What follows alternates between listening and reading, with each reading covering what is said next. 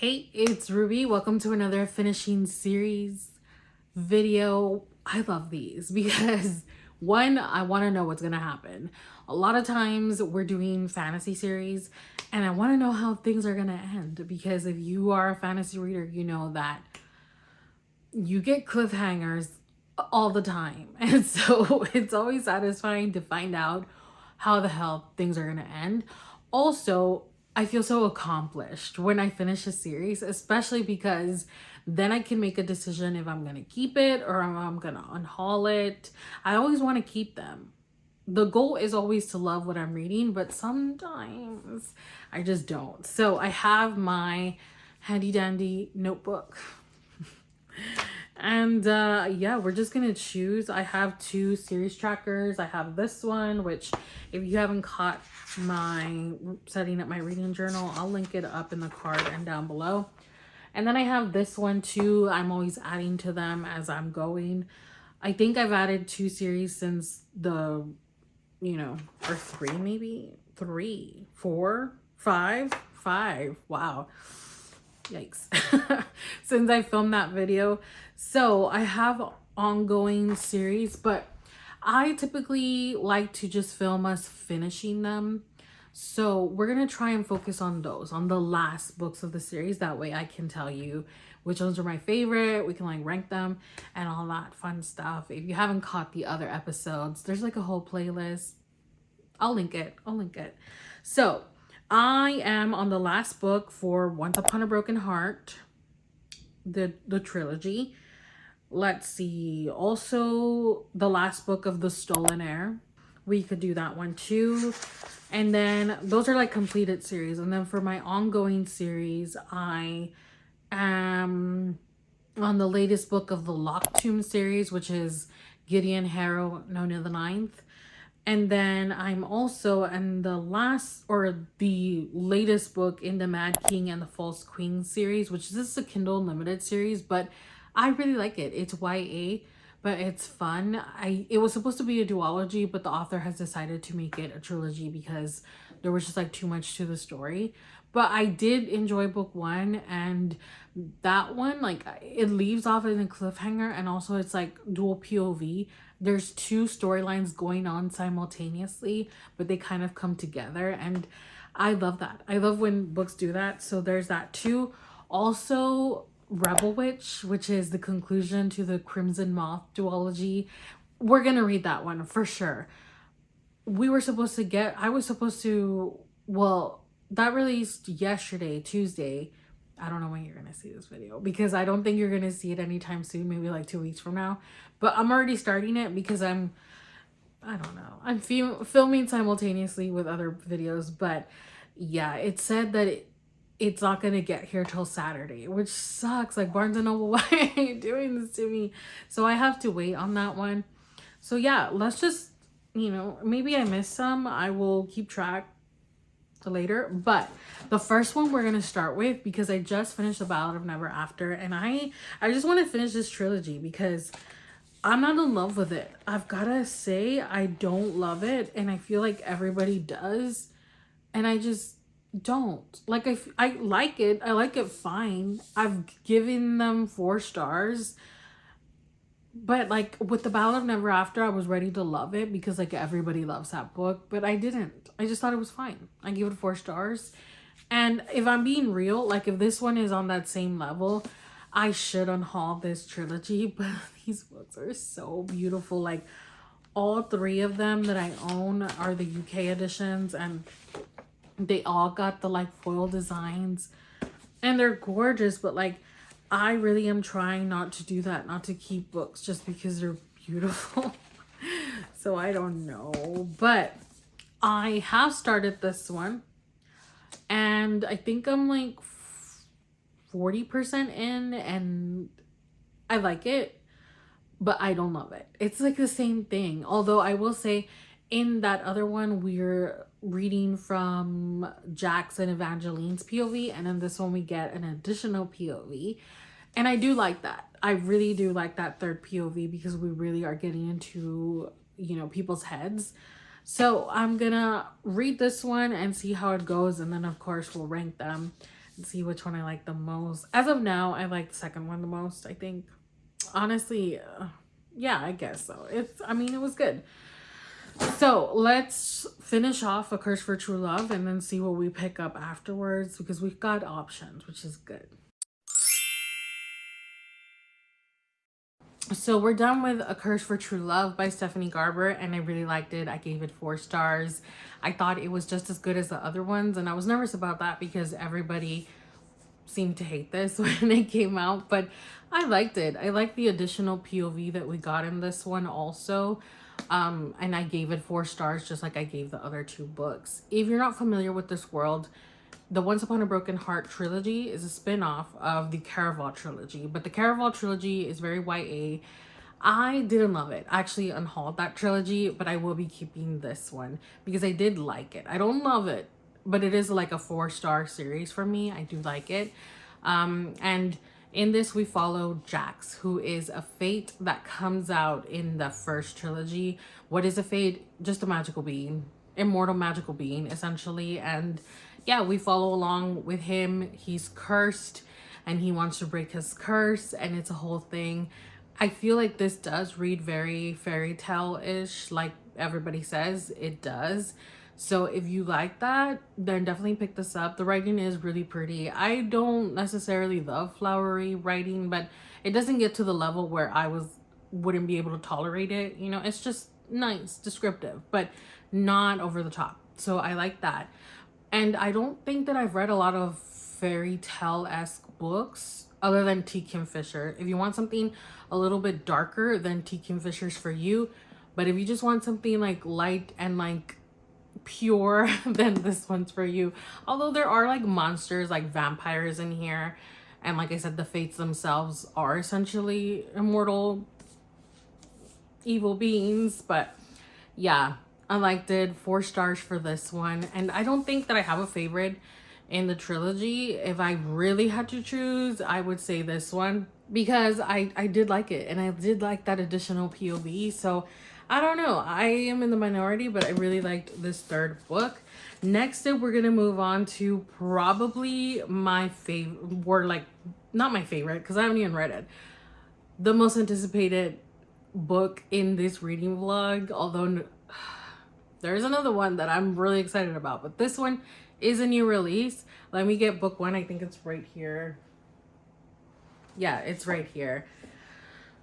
Book 1 is Heartless Hunter by Kristen Sigarelli, and book 2, which I'm about to go downstairs to the mailroom to get my package because it's in, is Rebel Witch. It is the conclusion to this duology, and I am so excited to read it. We'll talk about it a little bit more once I'm done with that one, but essentially we have witches, humans, enemies to lovers, hunter and hunted, and the way that this ends, it's not a reveal, it's not a cliffhanger, it's just like, oh, where are they gonna go now? How is this gonna play out? And the fact that it's a duology, I'm just very interested to see how she's gonna do it, how she's gonna wrap it up and give us like a full-length like story within just one additional book. I'm excited. I love duologies, I've said it so much. So let's finish the Crimson Moth duology. Okay, friends, I just finished, literally just finished Rebel Witch, which it is way prettier like this than the cover. This is the barnes&noble edition. If you just get the like regular first print, it's gonna be red, but I prefer blue, so I got this one, and this is pretty. I don't like butterflies. I know this is a moth, but it might as well be a butterfly to me, my dude, because it looks like it. But unfortunately, I didn't love this. I definitely preferred the first book a lot more over this one. This one I just felt like it was a little redundant in a lot of the parts. If you're not familiar with the Crimson Moth duology, in this we follow Rune and Gideon. Rune is a witch, Gideon is a witch hunter. I'm sure you can tell how that's gonna go. Gideon has been chasing this notorious witch called the Crimson Moth, and he finds out that he knew all along who the Crimson Moth was. There's like some fake dating going on. There's drama. There is plenty witches. I like that. There's like spells. There's a cool magic system. They have to use blood to cast their spells, and that's really cool. All in all, I like the world. I like the characters. In the first book, I really liked the characters. In the second book, I didn't love the characters. I felt like everything that I really liked about the first book was just like very much toned down and like kind of bland, a little unseasoned in this one. It still had everything that the first book had. It just was not as good, in my opinion. I did feel like it dragged in some parts, especially like when they were in the boat first coming back to the New Republic. I felt like that was dragging a little bit for me. All in all, I don't regret it. I thought it was an okay conclusion to the story, but if I ever reread these books, I probably will never reread this one. I would just reread the first one.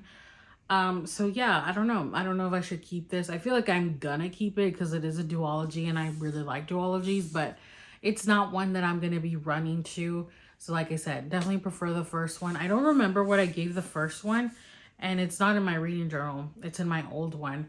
But I feel like I would have at the very least, given it 4 stars because I really did like that first book. It's really good. This one, I'm thinking 3.75-ish stars because I didn't love this one. I'm thinking 3.5. The pacing for me was just like,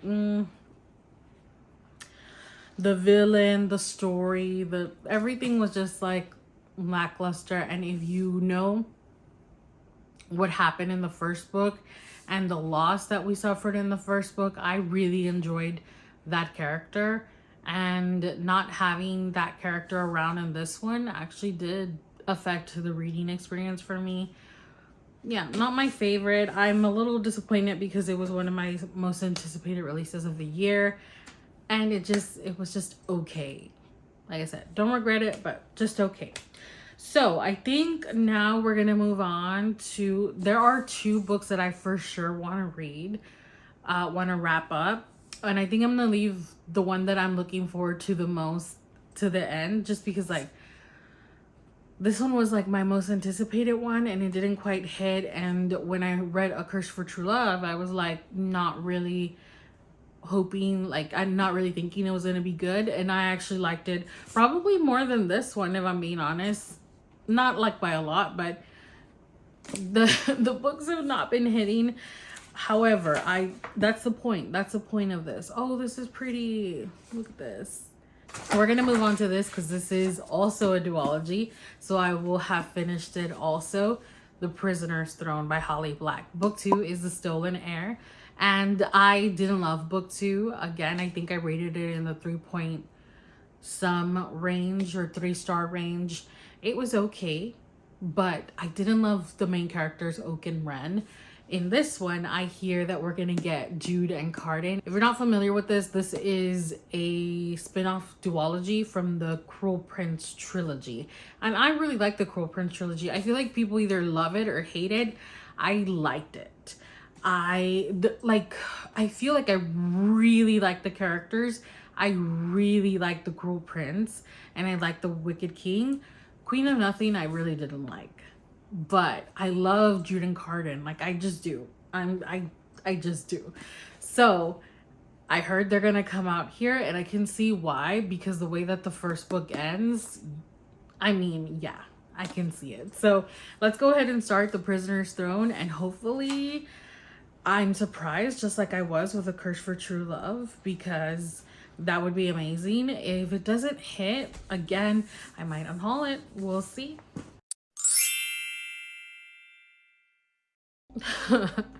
Good morning. Sorry, like a lot of the mornings, like 1 to 2 hours after I wake up, I still have like my allergies dealing with it, but I think I'm good. Anyway, today was supposed to be an eventful day. I was supposed to go get labs drawn really early because I have an appointment on Friday to go see the doctor, but I think we're rescheduling that for my husband's sake, I should say. And so I canceled my appointment today, but the bad thing is that I was going to go drop off some packages because I sold some books. I've actually sold a ton of books, and I should have done an unhaul video, but I didn't. And I sold maybe like 14 to 16 books recently. I still have about 20 left here that I unhauled. Your girl's pretty ruthless with unhauling, decluttering. Like right now I didn't want to wear makeup today because like I said, it's just going to be a chill day. This is the one clip I'm filming today. I have other things to film, but I just don't feel like it. And I was like, well, I'll just do like eyeliner and mascara, which is what I did. But I was looking for color eyeliners because I was like, that could be fun. I didn't have any. And what I'm wearing is eyeshadow, but I don't have a base, so it wasn't like fully sticking, like coming out. And I was like, just whatever, it's not a big deal, it's just you and me. So I was like, nobody cares, so I was just like, whatever. But I do want some color eyeliners, so maybe I'll check some out, some cheap ones. I was thinking like elf or something, but I don't know if their eyeliners are good because I'm literally just gonna wear them here.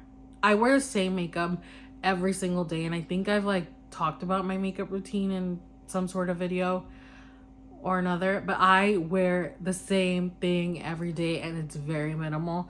But I don't know, we'll see. Anyway, so I was gonna do that and then I didn't. I decluttered some stuff in the meantime. I was gonna go to Barnes&Noble because I want Heavenly Bodies.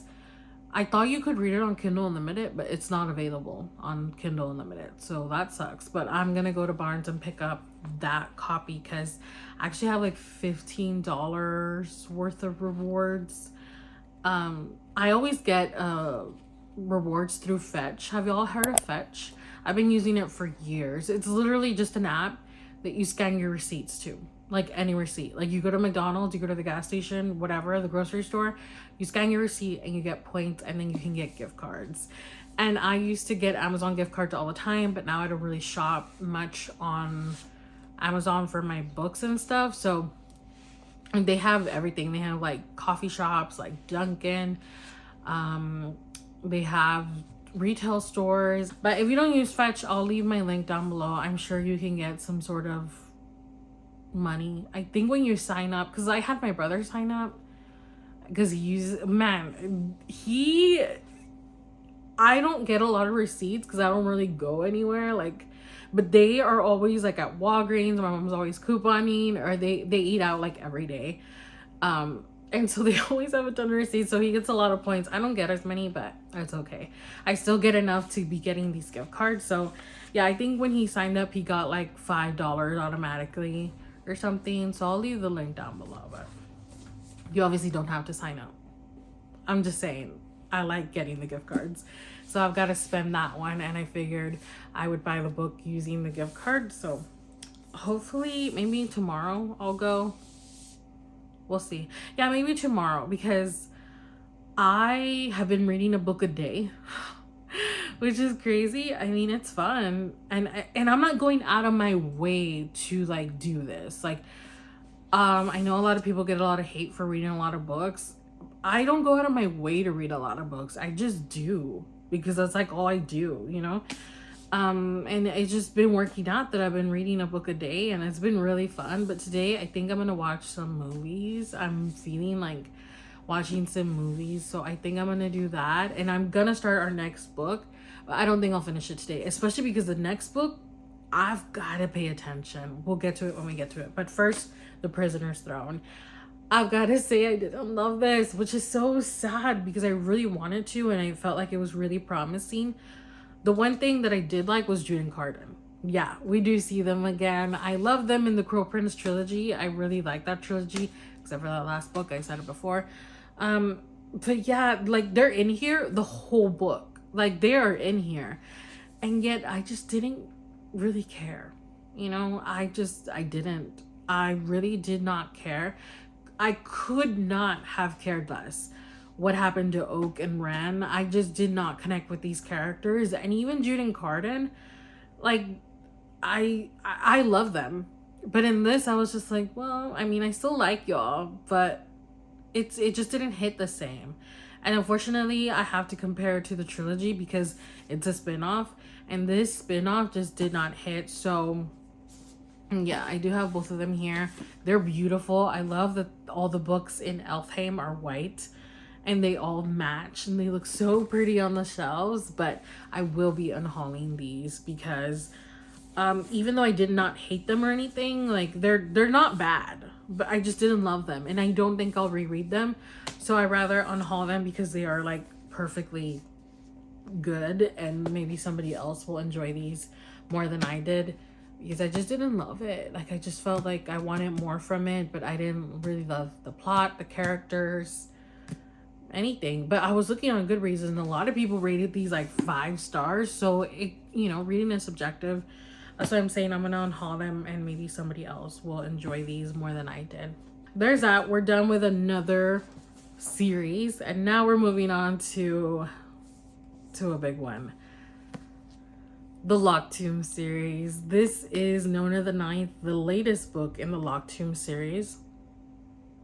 Not the last one, but it is the last one out. There's going to be another one called Electo the Ninth, but we don't even have a release date for that. So this is, you know, this is going to be it until Tamsin decides to finally grace us with Electo the Ninth.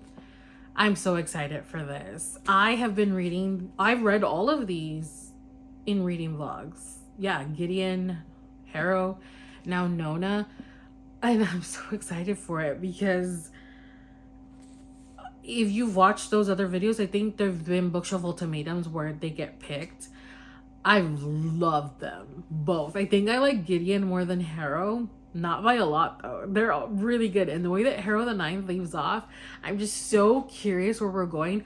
All these books are like, they're all continuing, but they all feel so different and they are kind of trippy though. Like if you pick this up, know that it is fantasy sci-fi and know that you will have to pay attention. My favorite way to read things, and if you've checked out my reading journal when I'm like opening it and you see like I have like 11 audiobooks and then like 2 physical and like 2 ebook, it's tough because whenever I listen to an audio, I'm typically just not listening to the audiobook.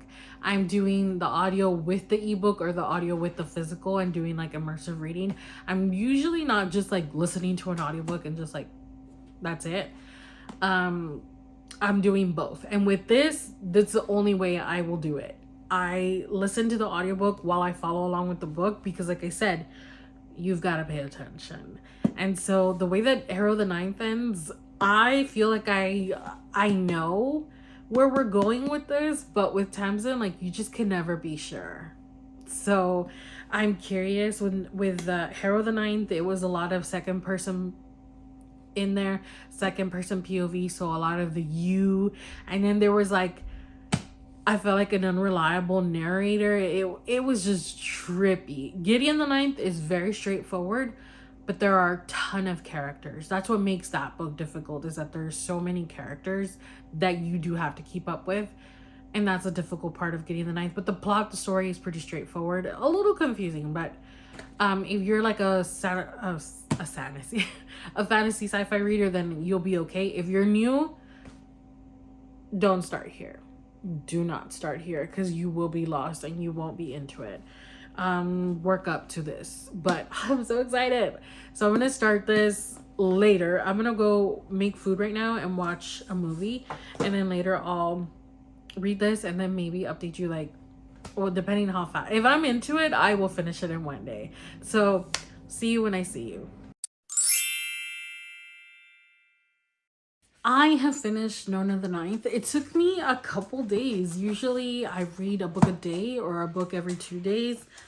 But this one I really had to take my time with. I never rush through books. That's just, when I read a book a day, it's because I'm literally taking like 12 hours of my day to read. This one I felt I really had to slow down with it. I would reread certain things because these books are a lot. Like, if you are new to fantasy sci-fi, this is not where you're gonna start because they are very difficult to keep up with. At least to me, they are. You really do have to pay attention. And not only that, but you really have to keep track of everything from the beginning, from the first book, Gideon the Ninth.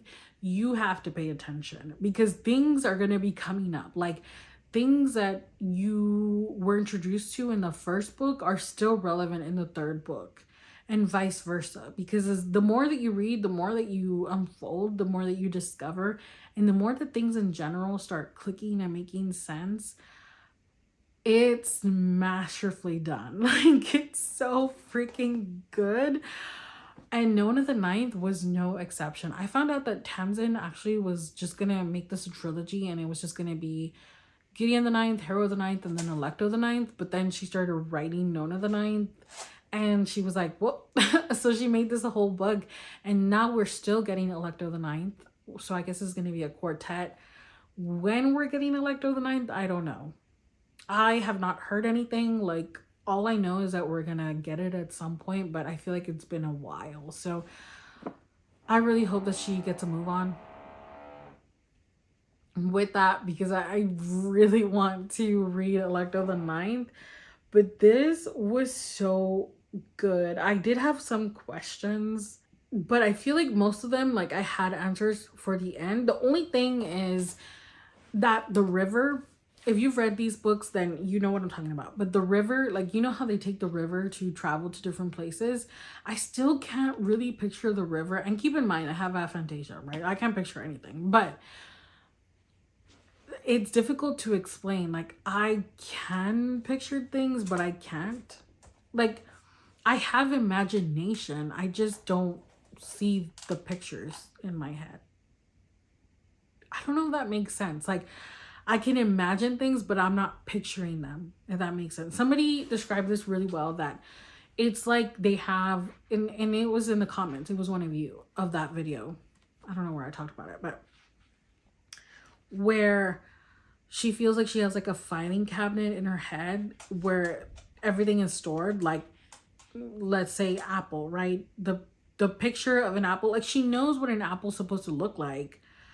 She just doesn't picture it in her head. And that's exactly, like, she hit it spot on. Like, I know what things are supposed to look like. I could potentially draw them out accurately because I have 35 years of seeing these things in my belt, but I can't see it in my head. I don't know. It's weird. But anyway, the river, the point is, the river, I had a hard time picturing it. Like, I was picturing like the river Styx literally from the underworld, but then they're like traveling in the river, in the water. So I was just like, what? I'm still a little confused on how, like, the river sounds like an actual river, but also like a black hole, like a, I don't know. Like, I have a little bit of a hard time understanding the travel by river situation. But other than that, it also, this book has some chapters from John's point of view. And I was pretty lost until the end, not gonna lie, with John's point of view, in the sense that he's talking to Harrow, but I was like, how is he talking to Harrow? And when was he talking to Harrow? You know? But if you read the books, then you know by the end, like, oh, I see. These books are the type of books where you just stumble throughout the whole freaking book, and you just trust the process. Trust that it's going to come together at the end, because it always freaking does. 4.25 stars for this one. My favorite continues to be Gideon the Ninth, because I freaking love Gideon. I love her. And then this one, 4.25 stars. And then Harrow the Ninth, I gave 4 stars. Still really good read. I'm so excited for Alecto the Ninth. I need it. But yeah, that brings us to the end of this video. Of course, there are other series that I need to read, but we'll save those for another time though, because we already read 4 books in this one. So we started off with A Curse for True Love by Stephanie Garber, which I thought was a good conclusion. I really liked it. I know that's an unpopular opinion, but I gave all these books 4 stars. I like them all equally, which is really good. And I will be keeping them because I really like them. And then we moved on to the Stolen Heir duology. We finished with The Prisoner's Throne, which I didn't love, gave it 2.5 stars. Did in fact unhaul the duology because I just don't think I'll ever reread it. And then we moved on to Rebel Witch, which is book 2 and the conclusion to the Crimson Moth duology. Really liked book 1, didn't love book 2, but I still gave it 3.25 stars. I still think it's a good duology, still worth it, but I definitely preferred the first book over the second one. And then we finished off Nona the Ninth. We're still getting Electo the Ninth, who knows when, but I love these books. However, if you're new to fantasy sci-fi, do not start here.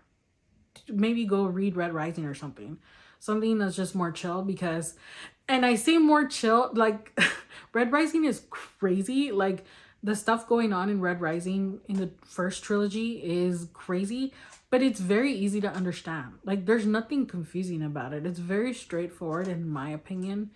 And I bring that up because it's very popular. Like everybody knows what Red Rising is, right?